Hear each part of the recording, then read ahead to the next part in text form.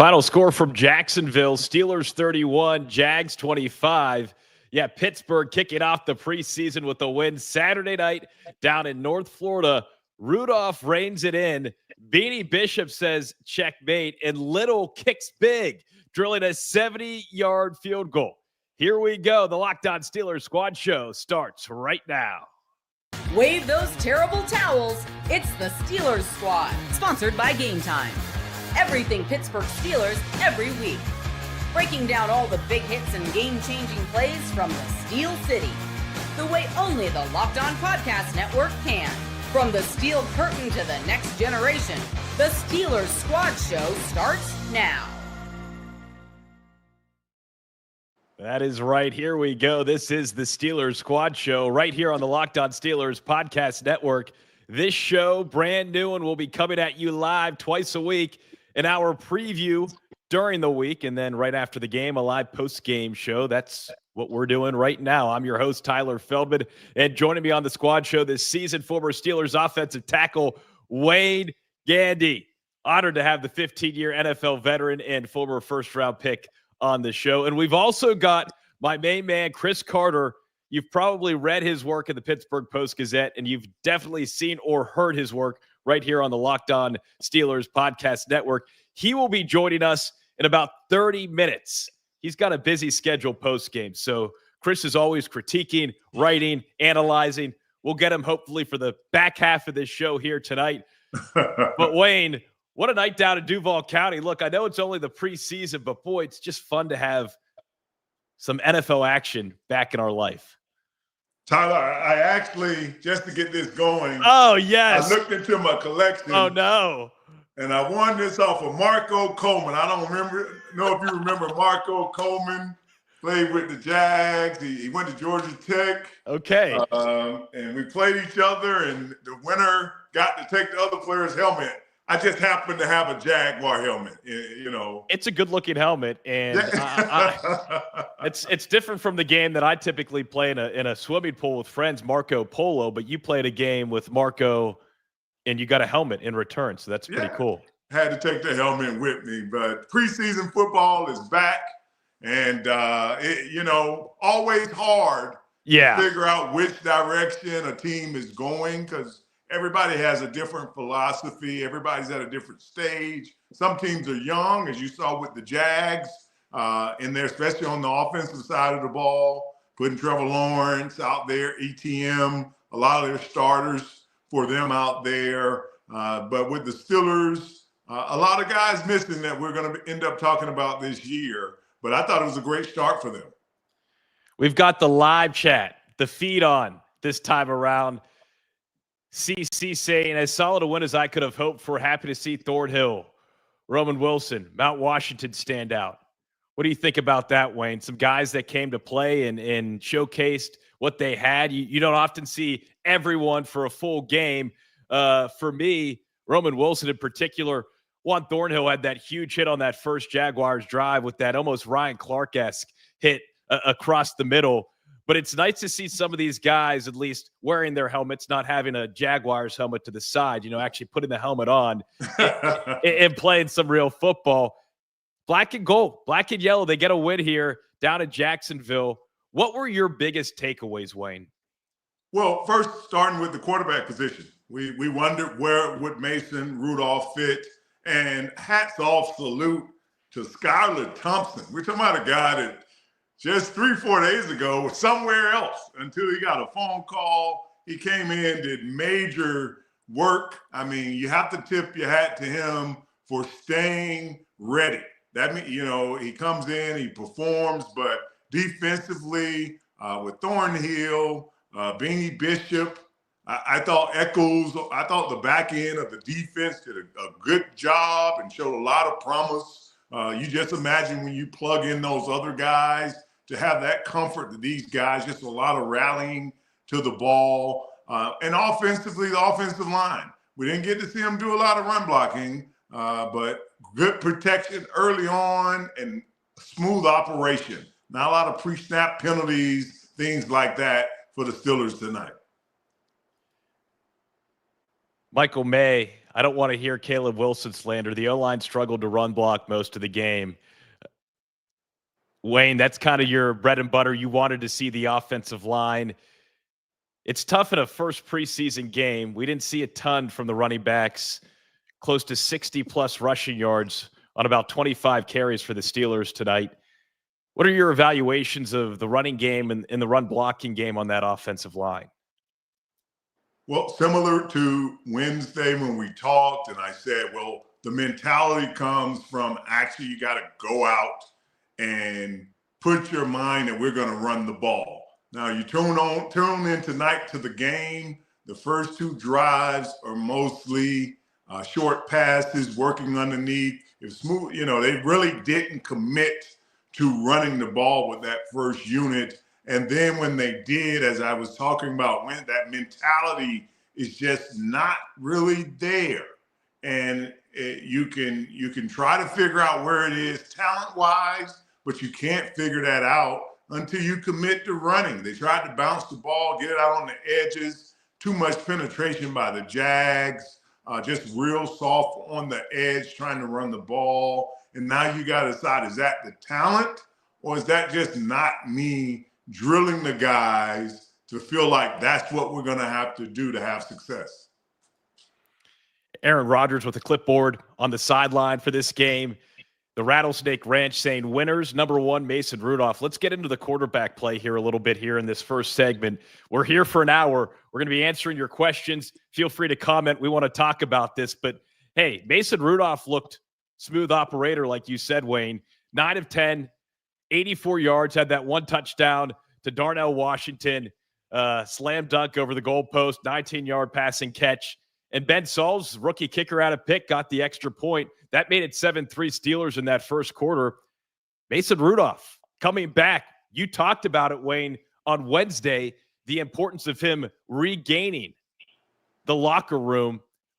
I wouldn't be surprised if we see a little bit more Mason Rudolph this season. Well, when you watched him 9 of 10, 84 yards, a touchdown, smooth. He looked and took command. Even when he threw the touchdown, you saw the offense react as though he was the starting quarterback. And that was that part you're looking for. You need that confidence. It has nothing to do with Aaron Rodgers. It has to do with Mason Rudolph going out, performing in this kind of way. Because when you talk about chasing and winning, you want to start the season where the offense, the team, it doesn't matter to them who ends up being in that position. You don't want to get to that moment and then have to convince them. And I thought Mason Rudolph did a great job of controlling, managing. He had some snap on his passes. He put them in some tight spaces. And I felt like the operation of the offense was just right on point and what I wanted to see from Rudolph. And then Skylar Thompson comes in, K-State guy, completes 20 of 28 passes, 233 yards, 3 touchdowns, does get sacked once, but the quarterback play, no Will Howard, that hurt hand, no Aaron Rodgers, did not expect to see him tonight, but the two young guns and Mason Rudolph with some experience and some confidence coming back, Thompson was impressive too. And I'm going to say it for you, Tyler. Will Howard might want to get well quick. Because Skylar Thompson looked like he realized an opportunity for himself. And he was going to take advantage. If you right now said that he was going to be your third quarterback, I think we all could be like, okay, we're good for that third guy. Will Howard, we want him. Those are the snaps that he was going to absorb. It ends up being with Skylar. But he moved around. He threw some great passes. And for a guy, like we said, I think he got signed on Wednesday, maybe Tuesday night. So we're talking about maybe 2 practices for him to go out. What a great scouting job by the Steelers to know and have him already on their sheet to grab in this situation. But I thought the quarterback play was right on point tonight. It really was. And for a guy to come in, actually, Skylar Thompson, teammates with Will Howard when they were both at K-State before Howard transferred to Ohio State. So that little connection, had a couple camera shots on the sideline of them kind of celebrating together. Very cool to see. But we've got a lot more to talk about here on this show tonight. This is only the A block of a 4-block, hour-long Steelers squad show. Wayne Gandy, I'm Tyler Feldman. Stick around. We've got more to talk about. Steelers beating Jacksonville tonight down in North Florida, 31-25. Stay with us here on the Locked On Steelers Squad Show.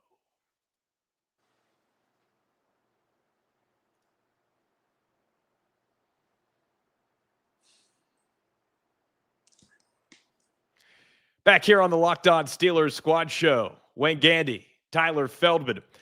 Steelers 31, Jags 25. Hey, Wayne, I think we've got to go to Wayne's world a little bit. We've got to go to your world, because how you watch a football game, 15 years in the NFL, playing for a multiple different systems on different teams. What are you looking for here in preseason game number one? We can overreact, but one preseason game, I think we've got to take it slow, digest what we saw. The young guys got some time to show what they've got, make their mark. What are your top 3 focus points here from this game here tonight, Wayne? I would tell you right off the bat, as we have already spoken, the quarterback play. How is the backup situation going to be with Mason Rudolph, getting Skylar Thompson in there? My second thing was the offensive line. I really wanted them to come out, show some physicality. And I think that's what's seeping out of this O-line. They look like they're going to be pretty good in pass protection. But when you go out, Caleb Johnson, 8 carries, 20 yards. And that kind of came more mid-first quarter into the game. So they didn't really solidify the run game. But one thing offensively we haven't really checked the box on was the tight end and the receivers. I don't know that I really saw a drop tonight. They were all nice routes, catching the ball, getting upfield, making themselves available, reading the defense. I know Jacksonville for most of the game, they was trying to make sure the big play didn't happen. But the operation of the quarterback and the receivers on the same page to be able to drive the ball with the short passing game was right on point. Yeah, you had Skylar Thompson hitting Max Hurleman, the rookie out of Notre Dame, for that 3-yard out route to give the Steelers a 14-6 lead in the second quarter. And then Thompson again in the third quarter to make it 21-15. That nice little screenplay to Trey Sermon. Just really good blocking up front on that play. And then, of course, to end the game, Thompson had like no time, had that 50-50 ball, threw it on the money. Keyshawn Williams, 26 yards. Williams made a great grab on that play. So to your point, the offense seemed to be clicking. What about on the defensive side of the ball? What did you see defensively from the Steelers team? Because Jacksonville had that one touchdown where they pushed the pile, and I was like, where's the grit here? Where's the strength to hold that pile up? What did you see from the defense? Overall thoughts, Wayne? Well, I didn't see enough penetration by the defensive line. I saw guys holding the point, but that defense strives off of those 3 guys up front, somebody being able to make the running back bounce to the outside. I did, as I talked about earlier, I really tipped my hat to the secondary. A lot of those guys are going to be seen to be more in the reserve roles, but Thornhill did a good job, as I said, Beanie Bishop. And I would have liked to see it. They did some good tackling as well. And I judge good tackling, meaning when guys get there, the guy stops.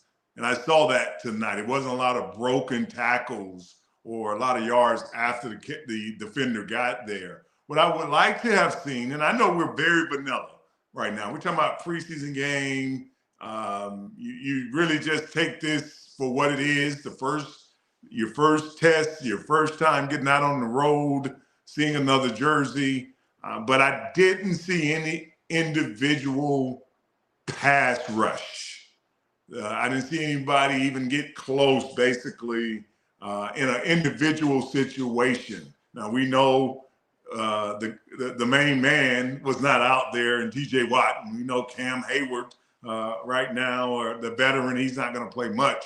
But I was looking for someone to show me that individual, something that has nothing to do with blitzing or stunning, just putting your hand, because that's what the first game is about. It's more a mano a mano. It's not, no team wants to show any particular part of what they're going to be doing in the regular season, especially in the first game. And I was really trying to see one of the backers off the edge, one of the D linemen just win those one-on-one battles. And I didn't get to really see that tonight.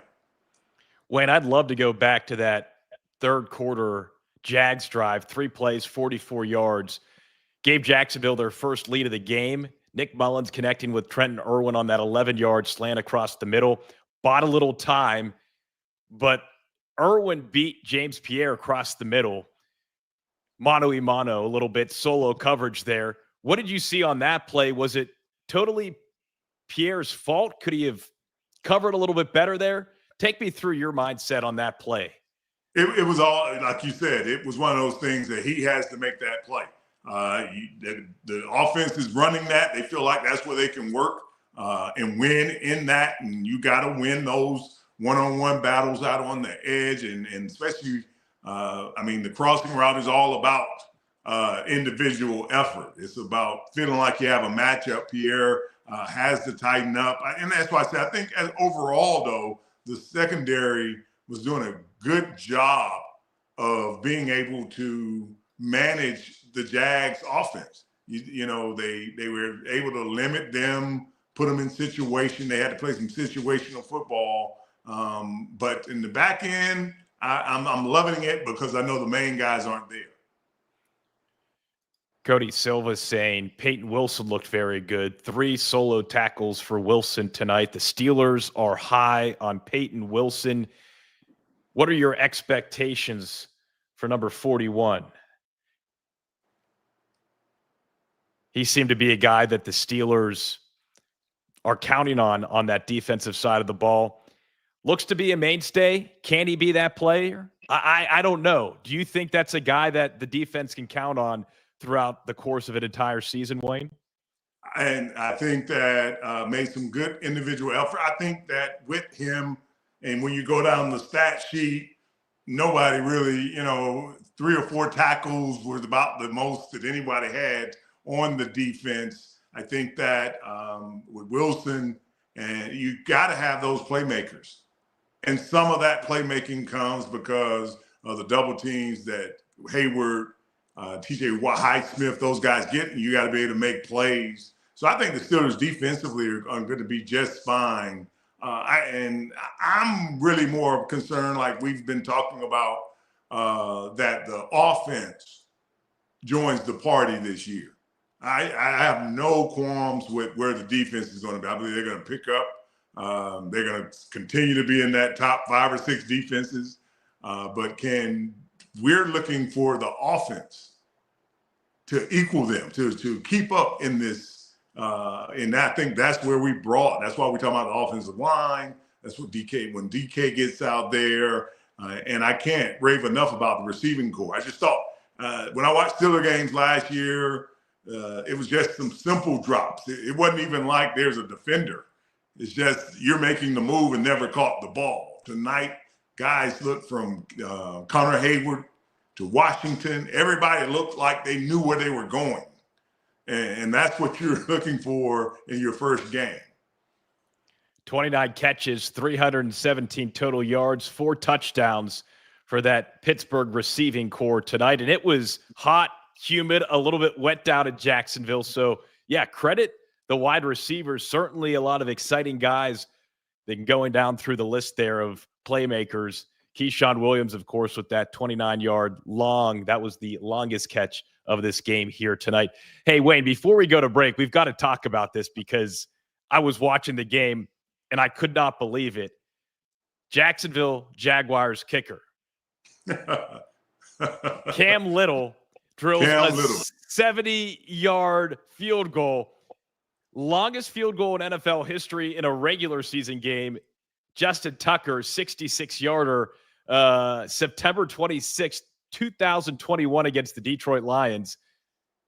That had space to go maybe 73 yards. I mean, it was unbelievable. I mean, we're at this era of modern football where the kickers are so good, they can drill, I'm not saying consistently in a game, but that was pretty impressive. Very impressive. I thought maybe it was a practice shot that they had done before the game and just was showing the way he can make the distance. But when you start hitting those kind, and like you said, we've seen now where 55 yards is nothing. Guys are just lining up. Coaches have great confidence in their kickers. And we're not talking about indoors, in domes, 70 on grass. This is not Denver. So we're not talking about no altitude. We're talking about making a kick to where the NFL hierarchy starts figuring out how to move the goalposts. You know, they'll come up with something if you start making it look that easy and kicking the ball from the other side of the field. But what a kicker. I mean, he made a whole bunch of kicks tonight of good distance. So you're talking about a weapon that the Jags have found in Little. Yeah, Little, a big weapon, clearly. Gosh, that was sensational. And how about on the Steelers side of the ball, Ben Sauls, rookie kicker out of Pitt. He looked pretty solid too. I mean, the kicking game, it's important when it's important in the game. You don't always think about it when it's game time, but those 3 points, those extra points, you need a guy that you can count on. And I liked what I saw from Ben Sauls, and, you know, local guy having gone to Pitt. So pretty cool. Looking forward to seeing what he's able to accomplish here throughout the preseason. Well, we all know that Sauls on the road might be better than when he's kicking. That's at home. That's the key kicker. Kicking in that stadium where the wind just sometimes whips in, and you really have to have a plan when you're kicking in the Steelers' home stadium. But great job of just getting out and the fundamentals, the special teams. It's definitely in the preseason hard to judge special teams play because they're not running anything. They're just back there fielding the ball, whatever little scheme they have. They're not going to show you anything. But it's good to see the new kickoff rule in effect tonight. So you get a little more action than just, the touchback. Wayne, take me through your mind when you were a rookie or a second-year player in these early preseason games. What were you trying to accomplish in those games? Maybe you were out in the field for a couple quarters, maybe for a couple drives, but what's the mindset like as you're trying to make an impact on a football team in the NFL? Confidence. You're hoping, and even when you're on the field, you're hoping that everything you were, especially as a rookie, and your first round pick, you're coming out, you're hoping that I can pick up where I used to be. And it's just, you're sitting there, a lot of your stress comes from you're looking across the ball and you're looking at guys that you was home playing Madden with. And now they're standing in front of you, and those things. John Randall is now sitting in front of you. And, Reggie White and these guys, Bruce Smith in my time, Derek Thomas, and it's like, can I block this guy? Because I used to make sure I was him when I was playing the game. Now I'm playing against it, and you just hope that you can get in a groove of finding your confidence. And I think your talent is there, but your mindset of the confidence is what you're really trying to hope comes. And that's why with any player, you hope to put them in a situation where they can build that confidence to be able to play on this level. I'm glad that was your answer, because it made me think about having a guy like Aaron Rodgers on the team and having all the experience, wealth of knowledge to be able to not only teach and educate these younger quarterbacks, but also give them the confidence that they can do it. Because I feel like what we saw from the quarterback play tonight, maybe Aaron Rodgers, I'm not saying he's some sort of secret whisperer on the sideline for quarterbacks, but I feel like he's at this stage in his career where he realizes the impact that he could have on a guy like Skylar Thompson, who I'm sure played Madden and played with Aaron Rodgers while he was growing up, right?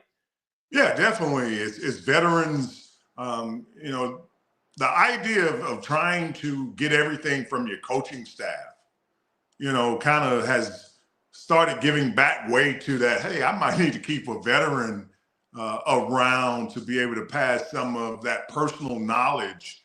And even when you're saying with Skylar Thompson or even with Mason Rudolph, sometimes it's even good to come in their situation. I already know what you brought me here to do. I'm not in a quarterback battle, really. I came here to do a particular job, play a particular role. And sometimes that is that confidence that you can go out. You're not trying to take Aaron Rodgers' spot. You're trying to do what the Steelers sometimes bring you in or teams bring you in to do. But veterans are always key. And I've always believed that. And in my time, which is not that far away or far back, teams would always keep one or two on each side of the ball. And sometimes if someone got hurt, they knew they were going to go grab somebody else to play, but they wanted that veteran around. And as I told you the other night, I just happened to be blessed that when I came in, Jackie Slater was still on my roster. Tom Newberry was still on the Rams roster. Now, it cost me a lot of money because they felt like I was supposed to bring breakfast every day. They would invite me to Hooters. Okay. And get there an hour early and eat. R.I.P. R.I.P. Are they gone yet? We still living in a Hooters world? I don't know. They have the best chicken wings, or at least they did, right? Yeah, they did. That's what they say. Well, we're not entirely winging it on this show here tonight. I appreciate everyone watching. Again, this is the new Steelers Squad Show. We'll be coming to you live once a week as a preview leading up to the game, and then right after the game, a live post-game show for an hour. Wayne Gandy, 15-year NFL vet, played for the Steelers for a few years back in the early 2000s. So grateful to have him on the show. I'm Tyler Feldman. We'll be right back after this with more Steelers talk. Steelers opening up the preseason with a 31-25 win down in Jacksonville over the Jaguars. Stay with us here on the Steelers Squad Show.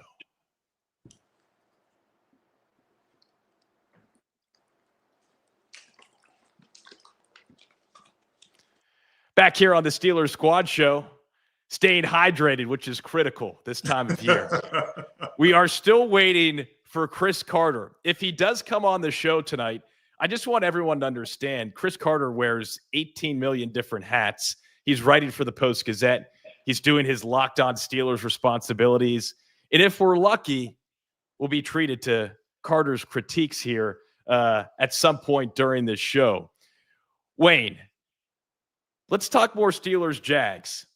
Is there anything that you saw watching this game that you're thinking, man, this could be a good sign for the Steelers? I think, people should be watching out for this guy, or maybe, fans should, hold the horse before they think that this team can't win a playoff game, because what I saw tonight was a lot of positives, including the quarterback position, the wide receivers, which we've talked about.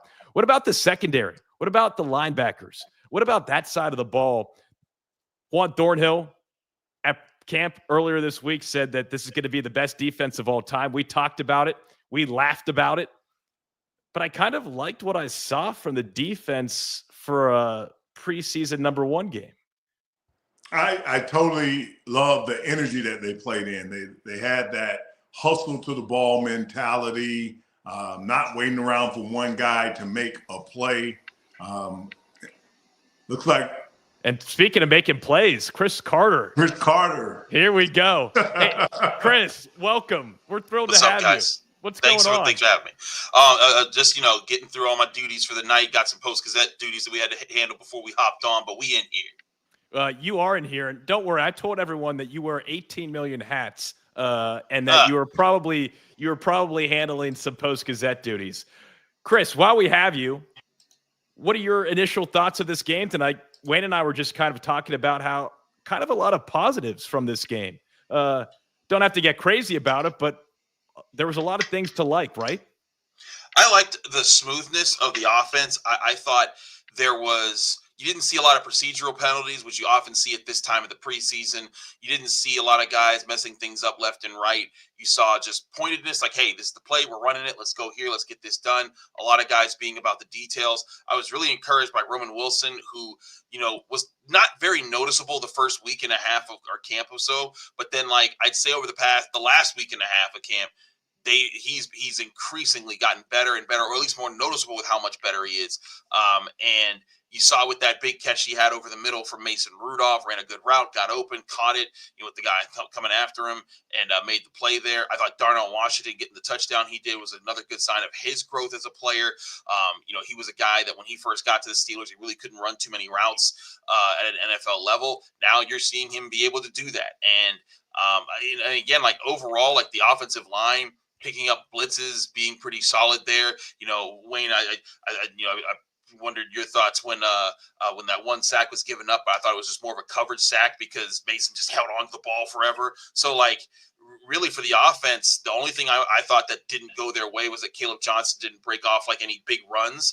But other than that, they looked coordinated, they looked poised, they looked like they weren't making mental errors, and that's what you want from your offense in the first preseason game. What about the defense? They were flying all over the place, and I liked seeing that intensity.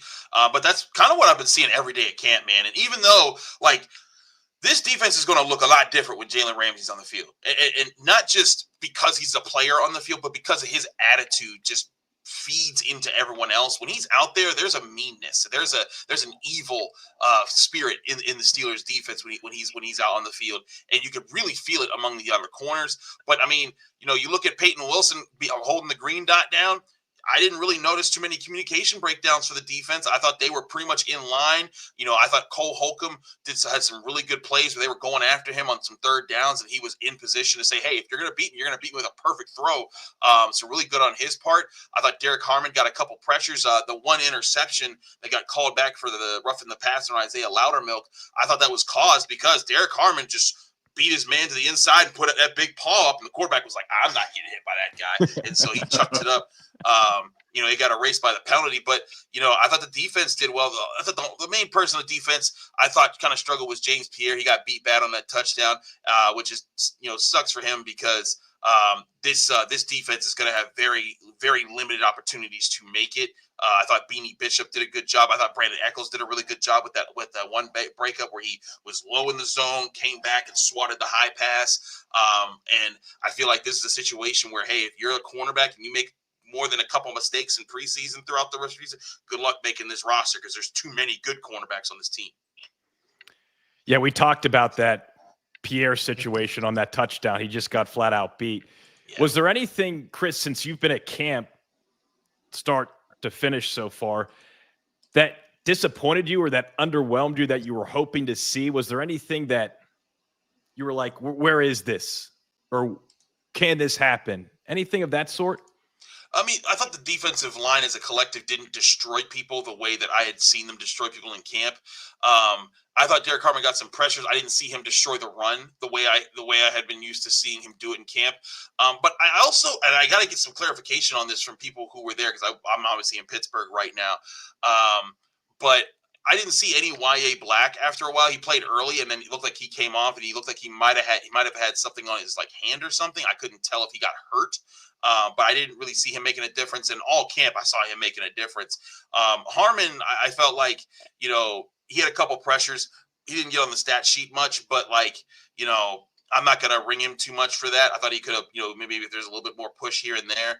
But all in all, I thought the biggest thing with the defense was that they also looked coordinated. There weren't too many places where they looked so out of sync that they were leaving guys just wide open left and right, which we saw happen late in the season last year. So if the backups aren't doing it in the first game, that's at least an encouraging sign that hey, the people are at least getting where they're supposed to be right now. Chris Carter coming on the show and delivering straight fire, straight gas. The guy just watches football differently. Wayne, hearing what Chris just had to say about all those points, anything stand out to you through your lens?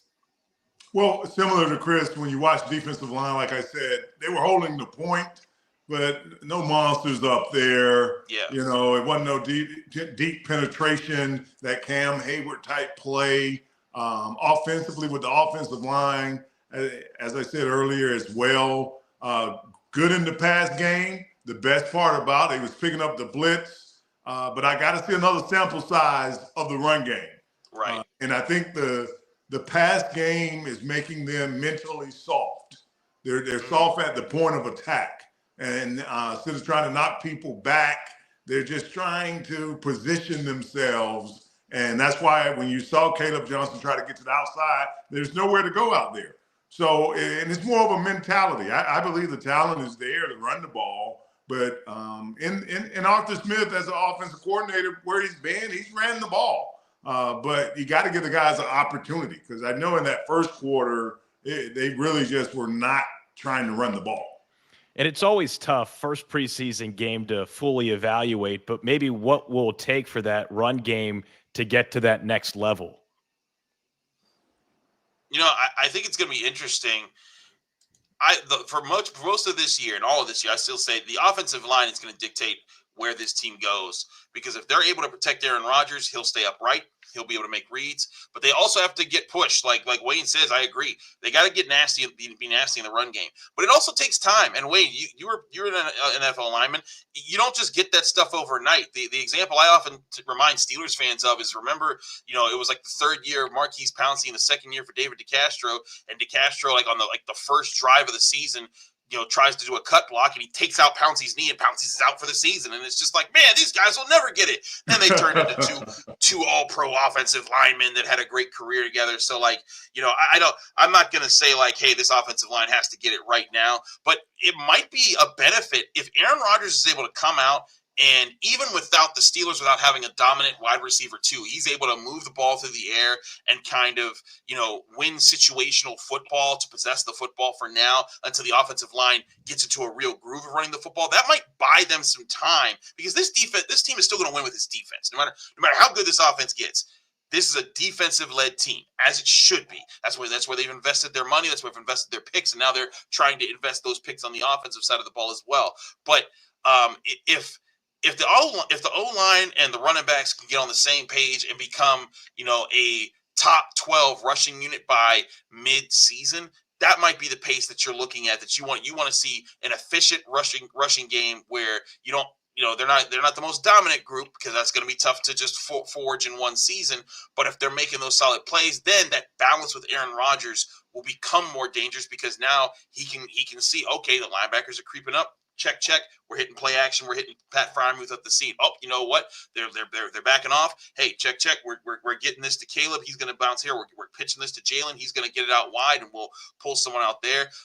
And again, Aaron Rodgers also said this on Wednesday of this week. He's like, guys, preseason, no one's doing anything. Everything is just shells. Everything is just testing things out on offense and defense. The coaches are just trying to see how these guys just look right now. They're not calling the plays that are going to win them the games. So I'm taking everything just at a pure surface observation right now.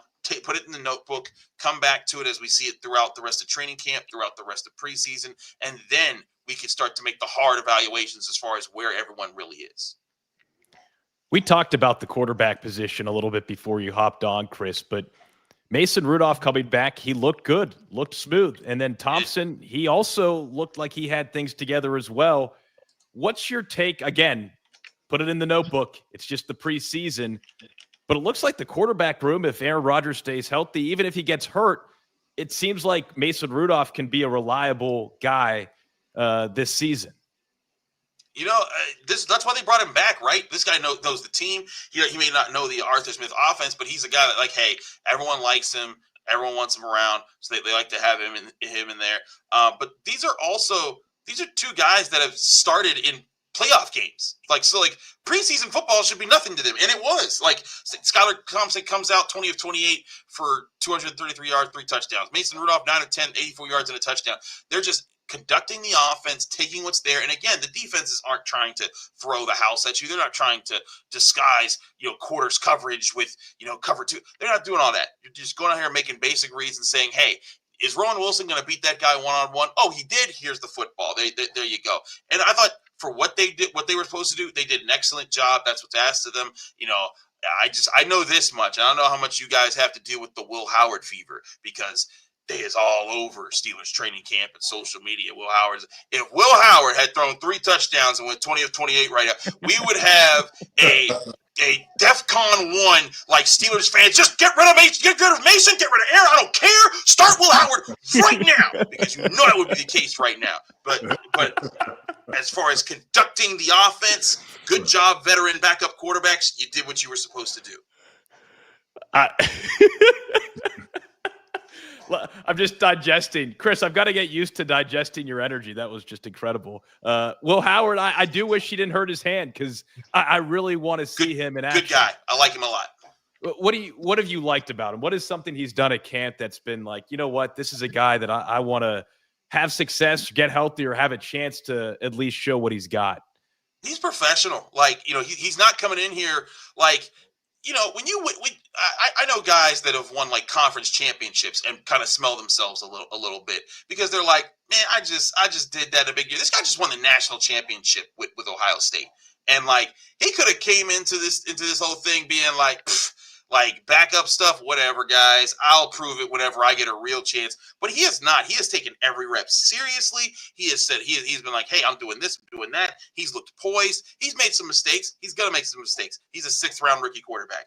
But like, I was a guy who, when I was looking at his tape and then I talked to him at the combine, I'm like, that's their next Mason Rudolph. Like I think that's exactly who he can be. And I'm not saying he can't start in the NFL someday. I'm not doubting his talent, but I'm saying like as a floor for Will Howard, I think that if he handles himself the right way, he will develop into a good backup NFL quarterback who will get starts and pinches and can show up and make good plays with the talents that he has in his roster, in his wheelhouse. And I think that what we saw throughout training camp was that. It's unfortunate for him that he doesn't get to show that in the preseason. I know that there's some people out there that were like, oh, now we'll never get to see him as a starter. And I'm like, yeah, if that happened this year, it was going to be like 2019 all over again. So it's not all that. But I'm impressed with Will Howard. Again, I liked Will Howard in college. I thought they could have picked him in the 4th. But people that apparently is not good enough for people. They want him to be the next franchise. He's the next Ben Roethlisberger or Josh Allen, as some people say. The Steelers are very desperate, I'd say, to find that next Ben Roethlisberger. Wayne, do you see the same sort of things from Will Howard, that he could be that kind of guy that Chris just described? Mason Rudolph. I'm saying he's Mason Rudolph. Don't put that evil on me, Ricky Bobby. I'm not saying he's Josh Allen or Ben Roethlisberger. We didn't say you were either. We didn't say you were. But thank you for clarifying. That's important. Sorry. That's important in this digital media age. I think that Will has the poise. He comes in with the pedigree of being in the big program. Yeah. And Chris, earlier I said, Skylar Thompson is making the 3rd option. If he comes out and plays like this, you can't ignore what he did tonight. For a guy that's been in for 3 days, 4 days, the smooth operation of the offense. You didn't see 12 men on the field. You didn't see a bunch of guys break the huddle and not know what side of the ball. Skylar Thompson looked like he had been in camp the whole time, like maybe he was coached by Arthur Smith in high school or something. I mean, it was just that kind of operation. So Will Howard, unfortunately is hurt, but based on how the preseason goes, he could walk back into the locker room as far as when he goes back to practice and find himself in a real situation if Skylar Thompson can keep producing. The NFL, a dog-eat-dog world. Opportunity for Thompson. He took advantage tonight. We've got one more segment on tonight's Steelers Squad Show. Steelers 1-0 in the preseason. They beat Jacksonville 31-25 on this Saturday night in early August. When we come back, it's the Buccaneers next Saturday. We'll talk with Chris, we'll talk with Wayne, and get their thoughts on what needs to happen this week. leading up to that game and what they maybe think needs to happen in that game against Tampa Bay next Saturday. Stay with us here on Locked On Steelers Squad Show.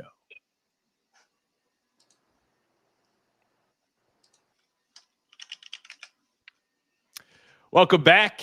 Chris Carter, Wayne Gandy. I'm Tyler Feldman. It's been fun. The Steelers undefeated in the preseason. This is what it's all about. You got to be undefeated in the preseason. You just got to finish undefeated. I'm kidding. Chris is typing his 5th article of the night. Wayne's just chilling. It's Saturday. He's cool, calm, collected. Guys, Steelers win tonight. They looked impressive in a lot of different aspects that we've already talked about. Next Saturday, it's Tampa Bay in Pittsburgh. Wayne, I'll start with you. What would you like to see in this next preseason game after digesting everything we saw tonight from the Steelers team? That step forward in the O and D line as far as the physicality. And I think with a Tampa Bay team, one thing they have shown over the last couple of years is the ability to play physical and run the ball. They try to keep the quarterbacks, whether is Kyle Trask next week or Baker Mayfield gets some time. However, they try to keep them in manageable situations, and they do that by playing physical in the offensive line. And I know their big right tackle Worth is out, but the offensive line and the defensive line of the Steelers just like to see more physicality. I saw great pass blocking by the O-line, and I saw the defensive line hold a point. But I need to see some penetration, and I need to see the offensive line come off the ball. Chris, you have similar thoughts? Yeah, absolutely. I think that, we saw them get a lot of the basics down in this game. Now it's time to bring some of the attitude with the basics. I think that's to Wayne's point with this one. I also think that what you're going to see here is you're going to see more of these Steelers starters play. Like typically the way they've done it in the past, at least, they've had the first game be the tune-up, the second game be the game where they put in on more of the starters. The third game is like the all right, let's throw in everybody that we haven't gotten enough of a look at. Let's just see who all has something to show. Maybe that'll change our mind about who we keep on the practice squad. So this second game, I think is going to be really important. I'll be on hand for Thursday when they will be having their joint practice with the Buccaneers at Acrisure Stadium. That'll be interesting to watch live. We're going to see these guys come out and actually try to show a little bit more in that game. And it'll be just preseason. You won't see like the crazy stunts and blitzes from all these different packages. That's the thing that that's why preseason, you can't judge it. Like, the thing I keep reminding Steelers fans is, hey, 2 years ago, Kenny Pickett came out and every possession he was on the field in the preseason was a touchdown drive. And even I was like, all right, that looks kind of good. And then the first week they get stopped by like 30 by the Niners. And it was like, well, never mind. None of that really. And that's preseason does not matter outside of, are you healthy? Do you guys look poised? What kind of notes can we take from it? But trying to glean too much from the preseason can lead to big time overanalysis. It's just check boxes. And I think they checked boxes with this one. Now, the next game, like Wayne's saying, check some boxes in the attitude and the physicality in that department. And I think you'll be still on your way to where you need to be. It's almost like when you're training to be a sprinter and it's your coach is telling you run at 80% speed. In the preseason, what speed are you actually running at? What speed is the other team running at? Do you see the Steelers taking a little bit, a step up in that speed here in game 2, or is it still kind of let's take it easy and just get the systems in place? I think that there will be a step up a bit. It won't be what we've seen in camp. Like I'm telling you, when the first team defense had been in there with Jalen Ramsey, Joey Porter Jr., Darius Slay, Juan Thornhill, Deshaun Elliott, Patrick Queen, these guys were flying everywhere. I mean, they were lining up here, lining up there, blitzing this way, blitzing that way, sending heat, dropping into coverage, disguised. Everything was moving so fast, and I was just like, this is kind of crazy to see all this movement happening. Typically in the last, I'd say, 10 years of the Steelers defense, there was the Keith Butler era for about 7 years, where Keith Butler, he took the part of Dick LeBeau's defense where he would bring so much heat from all these different angles. That's why for his last 5 years as a coordinator, they led the NFL in sacks in 5 straight years. Before that, nobody had led the NFL in sacks more than twice in a row. It's like, that was Keith Butler's staple. But behind that was very bland coverages, because when you're doing all the heat and everything, you're going to have some blank coverages. Otherwise, you're going to have these huge holes opened in your defense. So that was not his specialty. When Terrell Austin takes over, a DB's coach, he switched it up. It's more bland rushes, but trusting that TJ Watt, Alex Highsmith, Cam Hayward are going to win their one-on-ones and sometimes two-on-ones and have more complex coverages. And that's done good enough to make them a top 10 defense in each of the last 3 years. But what I think they're doing this year is saying, hey, we're bringing organized chaos. We're having the complexity up front and in the back with the secondary. And that's where I think that eventually you'll see that. I don't think you see that in the second preseason game. I think you see more of the shells, more of the basics. Week 1 is where I'll be really interested when they go up against Justin Fields. What kind of stuff do they throw at him, and can they get him to make big mistakes with the disguises that they put in place? Wayne, I see you nodding your head. Yes. Walk me through your thinking right now with what Chris just said. Well, your mentality comes with who's going to be in the lineup. So as Chris is saying, you start plugging more starters in there. Now this becomes their first engagement in the 2025 season. And the mentality of guys like Ramsey, these guys, and that's why I think tonight really you can only judge the offensive line because you have more of the starters of who would be in there. But then it becomes the effort on the other side of the ball. When you talk about a pro, we go through, especially in the preseason, if the guy that you think is worthy of you playing hard is on the other side of the ball, you play hard. Right. If he don't, you're trying to get your 8, 10, 12 plays and get off the field. That's really just the mentality. I think next week you'll know because the mentality of the Tampa team is to be more physical, and that's why I say they're going to have to match that intensity and play a little more physical ball because I think that's the kind of game will be presented to them. Good point. Interesting. Chris, since you joined us on the show tonight, which we're thankful, I want to highlight, just walk us through day in the life of Chris Carter in the fall so people understand just how much you're doing and how much you're putting in to provide all this great Steelers coverage on a day-to-day basis. Woo! Basically, what you're going to see me doing here is I'm going to be at the facility every day, whether it's practice, whether it's a Tomlin press conference, doing that from morning to afternoon, coming back, cutting up all the footage that we get, and then turning that into articles for the Pittsburgh Post-Gazette. You can read that by going to post-gazette.com. I do all my work there. I do a lot of film analysis as well for them.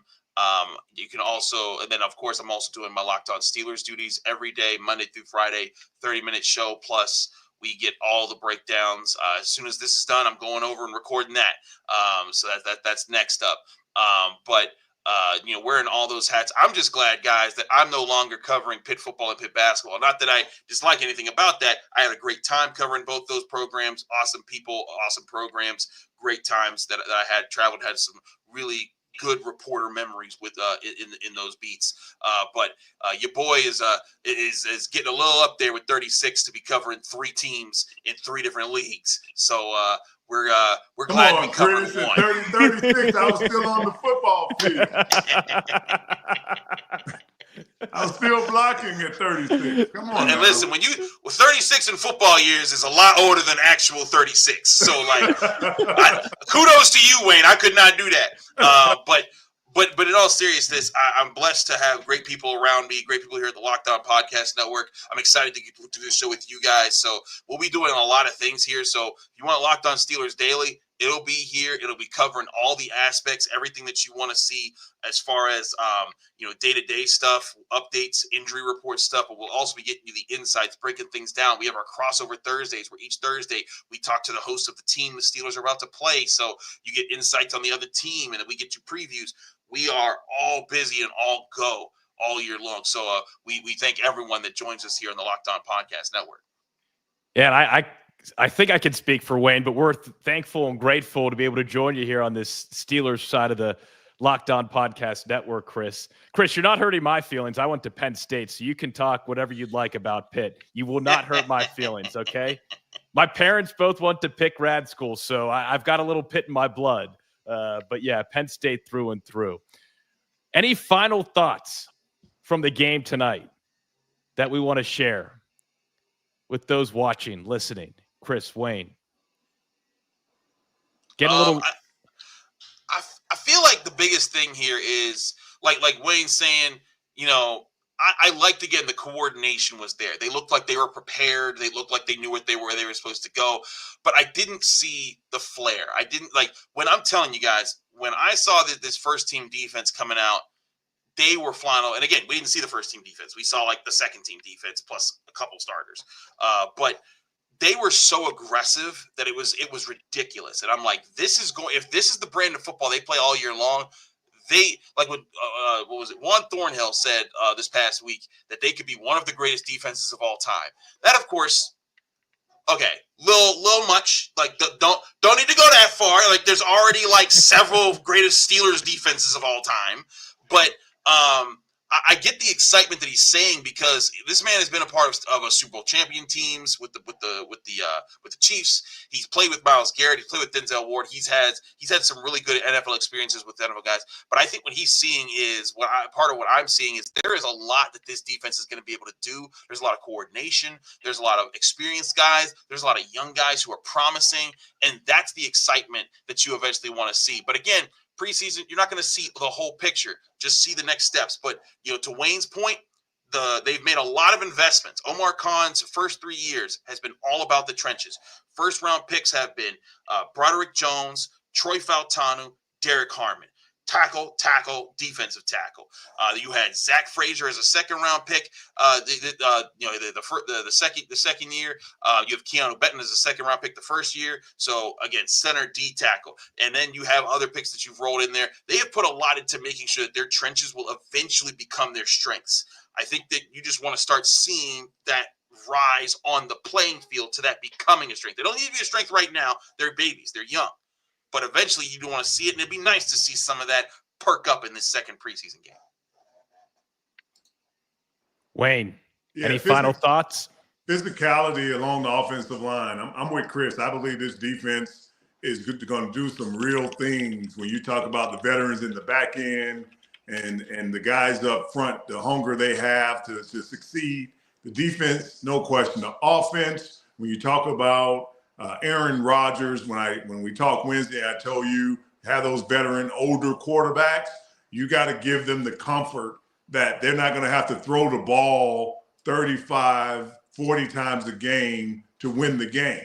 They got to have some kind of idea that some games I just have to go 16 for 21, and the run game is going to be there. And that's right.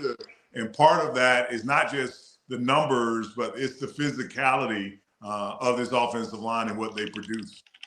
Steelers 31, Jaguars 25. Pittsburgh 1-0 in the preseason. They'll take on Tampa Bay in Pittsburgh next Saturday. A reminder, you can listen to the audio of today's show on the Locked On Steelers podcast feed, wherever and however you podcast. Also, be sure to like and subscribe. If you were commenting tonight, subscribe. That helps us. That helps everyone on this show get paid if you haven't already. And next time, please continue to join the comments section. If you didn't, we'd love to hear from you, your thoughts on the game, your thoughts on the team. And we want to hear what you think. We shared some of those thoughts during the show. Hope you enjoyed that. But that'll do it for this second edition of the Locked On Steelers Squad Show.